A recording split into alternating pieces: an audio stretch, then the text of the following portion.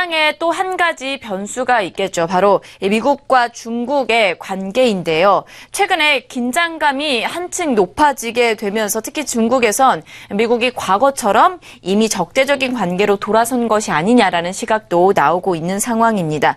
미국이 대만의 무기 판매를 승인하고 중국 철강에 대해서도 추가 제재를 검토하고 있기 때문인데요. 어떠한 이야기들이 나오고 있는가요? 예, 최근에 미국과 중국과의 관계가 시간이 갈수록 완화 또는 해소되는 것이 아니라 조금 더 꼬여가는 듯한 인상이 상당히 짙죠. 처음에는 무역 문제 때문에 시작이 됐던 것이 지금은 북한과 관련돼서 그 역할론, 중국이 북한의 도발에 대하여 제대로 그 역할을 하지 못하라고 질타를 하고 있는 상황에 이르기까지 하고 있죠. 그래서 그 관계가 더 나빠지고 있다는 건데요.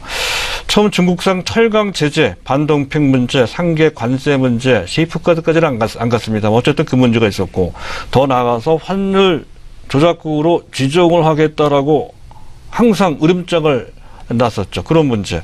또 최근 들어서는 미국과 일본, 인도가 합동 해상 훈련을 한다고 하죠. 또 얼마 전에는 대만의 무기 판매까지 개최를 했습니다. 이런 문제.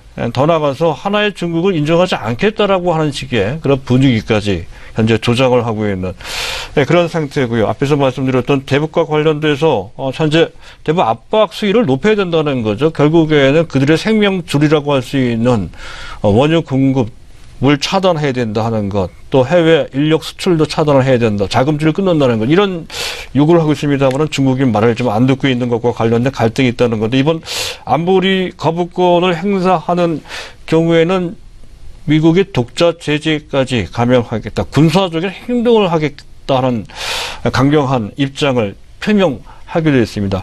언제나 그렇듯이 이 문제가 일파만파 커지지 않을 소지는 상당히 높습니다. 하지만 다소 만에 하나 이런 문제가 또 크게 확장될 소지가 없다 할 수는 없으므로 우리 주식시장에서도 어느 정도는 경계가 좀 필요한 그런 상태도 하는 것이고, 중국 현재 북한도 항상 벼랑 끝 전술을 현재 내놓고 있는 상태죠. 현재 ICBM 발사 이후에 6차 핵실험이 남아 있습니다. 그래서 그런 것이 나오면 또 한번 우리 증시가 크게 영향을 받을 소지가 있는 그 어느 때보다도 조금 골치 아픈 그런 상황이라는 점에 대해서는 현재 경계를 해야 될 것 같습니다.